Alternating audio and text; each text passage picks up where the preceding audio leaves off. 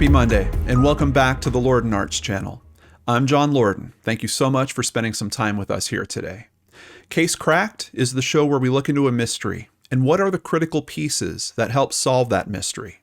Today's case is called A Disregarded Confession. 16-year-old Joyce McLean was an overachiever. She not only played in her high school orchestra and composed her own music, she was also an honors student and cheerleader at Schenck High School in East Millinocket, Maine. With plans to attend college after graduation, no one doubted that Joyce would go on to succeed at all of her endeavors. On Friday, August 8, 1980, she had spent the day babysitting and giving piano lessons. At 7 p.m., she waved to her mother, Pam, as she ran out of the house wearing her pink, blue, and white exercise clothes. Smiling, she said that she was headed back to the high school to jog near the athletic fields, and then she left. When she didn't come home later that night, Pam began to worry and set out to look for her. The next morning, she had still not found Joyce. Knowing something was terribly wrong, Pam then enlisted the help of her family in their search. When they all came up empty-handed, one of Pam's brothers made a call to police and reported Joyce missing. Witnesses reported that they had seen the 16-year-old walking behind the soccer fields the night before. Searches were quickly organized, but only a day later, on the 10th at about 6 a.m., Joyce was found deceased and partially clothed in the woods behind the school's fields. Officers found that she had been beaten severely, and her hands were tied behind her back with a blue cloth. As investigators arrived and started to examine the crime scene, rain began to fall, which impacted the crime scene and investigation efforts. No fingerprints were taken. Items that sat nearby, such as a glass electric insulator, were washed clean, and no blood was found other than hers. Investigators hoped that their autopsy would show more. The medical examiner was able to tell investigators that they found marks on her neck which indicated asphyxiation, as well as a bruise near her left eye. The killing blow, however, came in the form of blunt force trauma to her head that was delivered in one strike. They also confirmed that she had not been sexually assaulted. Many suspects were looked at during the start of the investigation and many theories explored. A few days earlier, on the 8th, a softball tournament was being held in town, and teenagers had been caught partying in the area that Joyce was found in. All were questioned, and all were cleared. Other theories implicated workers from a local paper mill and random local citizens. None of these theories panned out either. After months of investigation, no suspects had been named, and Joyce's case was starting to fade into the background. Pam was determined to not let that happen. Month after month and year after year, she continued to advocate for her daughter. She hung posters, talked to locals, the media, and anyone who would listen. She also became critical of how police were handling their investigation. In 1989, Pam received enough signatures on a petition to have her daughter's case featured on Unsolved Mysteries. That episode generated 49 tips. All were checked out, but none led to any new revelations. Convinced that evidence still remained with Joyce herself, in 2008, the Justice for Joyce Committee raised about $20,000 to have her body exhumed and examined by forensic experts. The second autopsy found nothing new, but it opened the door for the case to be re-examined by the Maine State Police. They knew that they had no forensic evidence of any kind to go on, so they started from scratch and began questioning witnesses and potential suspects again in a new investigation. This process would take up the next 2 years. During that time, they became aware of a potential suspect, a man who had been interviewed no less than 20 times and at one point had actually confessed to the murder. His name was Philip Scott Fournier. Fournier was considered to be an eccentric around town. At 3 a.m. back on August 9th, 1980, the then 19-year-old stole a fuel truck from a local business and crashed into a car just a few blocks from where Joyce was later found. This left him with a severe head injury that put him in a coma for 8 days.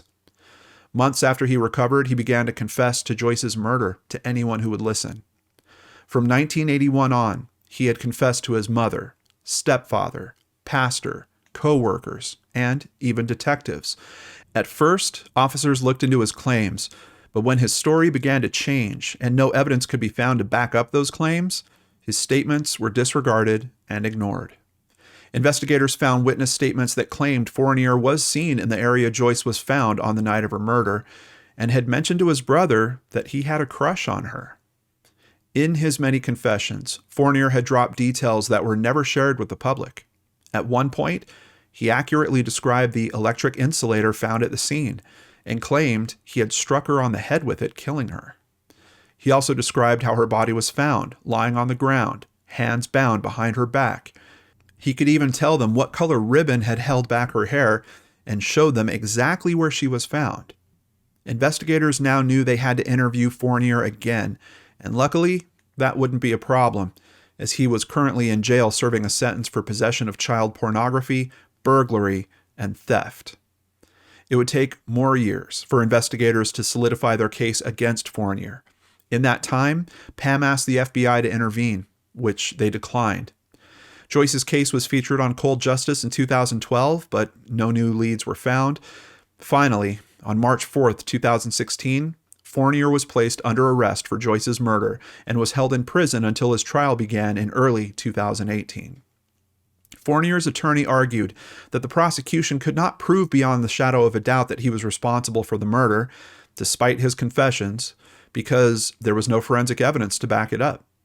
He also claimed that Fournier's statements were unreliable because of the brain injury he received the night of Joyce's murder.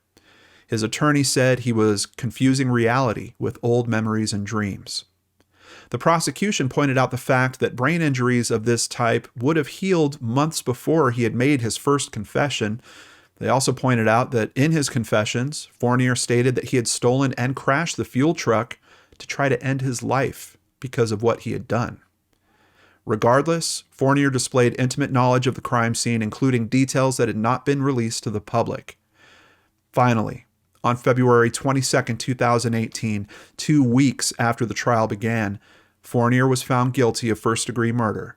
In April, he was sentenced to 45 years in prison. Even though an appeal was filed, the original decision was upheld in 2019. When Pam spoke to reporters, she stated that she always knew her daughter's killer would be caught. When asked if she knew Fournier, she said yes, but only because she had seen him walking up and down the street in town. Quote, "It was 38 years of my lifetime that I fought for Joyce. I wasn't going to give up after 25 years, 30 years, or 35 years. I thought, I've come this far, I can't stop now." She said the journey had been hard, but the court's decision took a weight off her shoulders and off her mind. She ended with, "We pushed, we solved it. We are so full of peace." Case cracked.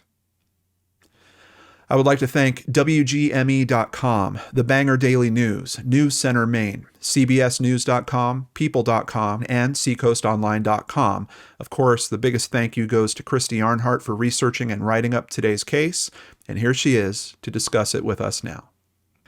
Well, Christy, this is one of those cases I'm so happy that it's come to a conclusion, but it's one of those that's also a little frustrating when you're kind of taking the ride and realizing that, yeah, we're sitting here talking about this for 10 minutes, but this is someone's life for decades as we have a mother waiting for justice. And this kind of, it seems like it's an easy miss, but I'm also seeing in some of the notes that you sent me, there's some question for some people about if this is the right guy. Can you tell us about the detectives? There's other detectives that thought maybe Fournier wasn't the guy? Yeah, they had other suspects that they put forward. There was one man in the area that had murdered a girl who was about Joyce's age. She was found partially clothed. Her clothes were actually found by a canine unit hidden in a rock wall nearby. And that's the same way they found Joyce's. So, they have arguments for and against. Gotcha. And there's, with this question, of course, we're wondering, do they have the right guy? What do you think? I mean, you're the one that did the research on this case. You put the story together for us. Do you think they do have the right guy in this instance? Well, I don't know enough about brain injuries to make a kind of argument there, but I can say he had knowledge that nobody else other than the detectives had. The glass insulator that they found at the scene, the ME couldn't even say that that was definitively the murder weapon. Hmm. But he made that connection and brought it up all on his own. Yeah, I had to look that up because I wasn't sure what an insulator is, and that's why I put a photo of it in the actual episode so you guys can see. But that can be a pretty substantial, heavy piece of glass, from what I understand. They're solid. I know I like to collect antique glass, and you can get those all across the South, and they can be heavy. Yeah, yeah. So in the notes you sent over, you're also mentioning that Fournier was examined by doctors before and after this accident. Of course, he has the traumatic accident. Months go by, then the confessions start. What was the analysis that the doctors were doing, and what were they trying to learn? Well, they stated that for the type of injury he had received, there was no way he could have confused dreams and previous memories together. That injury should have healed months before he made his first confession. Gotcha. Gotcha. Yeah, and I think that was really a statement coming in from his attorney, if I remember correctly. So, yeah, I don't know. I don't know how much stock I would put necessarily into that type of statement. But it's interesting that they had some doctors run through that to try to get some analysis on it. Yes. Also, at one point, Fournier actually confessed to his supervisor. You mentioned that in the script. You want to tell us what he said?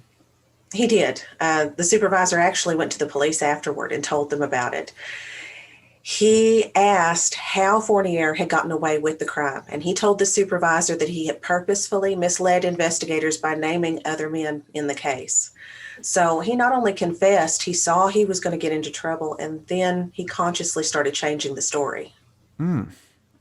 Yeah, but that's such a weird mechanism. It'd be different if, he was like misexplaining how the body was found, or things that were around it, or got the wrong location. That's kind of a strange, like, oh, I threw him off because I told them other people's names. It's such a weird way to say that you had manipulated things. It is. Yeah. Well, some mysteries still have questions at the end, and I think that's where we're going to land with this one. Feels like they've probably got the right guy. I think Joyce's mother is certainly happy with the outcome, and I think that's what we got to stand behind and really support in all this. Christy, thank you so much for your hard work on this. Really appreciate that, and I've got some other people to thank right now. Thank you, new patrons Cindy, Diane Matters, Mika Burns, Julie Patterson, and Perfect Imperfection. Also, a big thank you to Cooper Star and Jen for increasing your pledges. If you'd like to support the channel, please visit lordnarts.com. There you can sign up for Patreon, sign up for PayPal, or buy merchandise. Case Cracked is frequently demonetized by YouTube. But we know learning about the mechanisms that help support and find justice in these cases is important to understand the many unsolved cases that we cover. And we really appreciate your support in allowing us to continue doing that. Remember, you can get another Lord Nart story every week on the Seriously Mysterious podcast. A new episode is coming tomorrow and every Tuesday after that. Visit seriouslymysterious.com and remember to subscribe on your favorite podcatchers. Also, please don't forget to subscribe and hit that bell icon if you'd like to catch one of our weekly Secret Studio live shows. And of course, I'll be back with a new unsolved mystery for you on Friday, right here on the Lord Narts channel.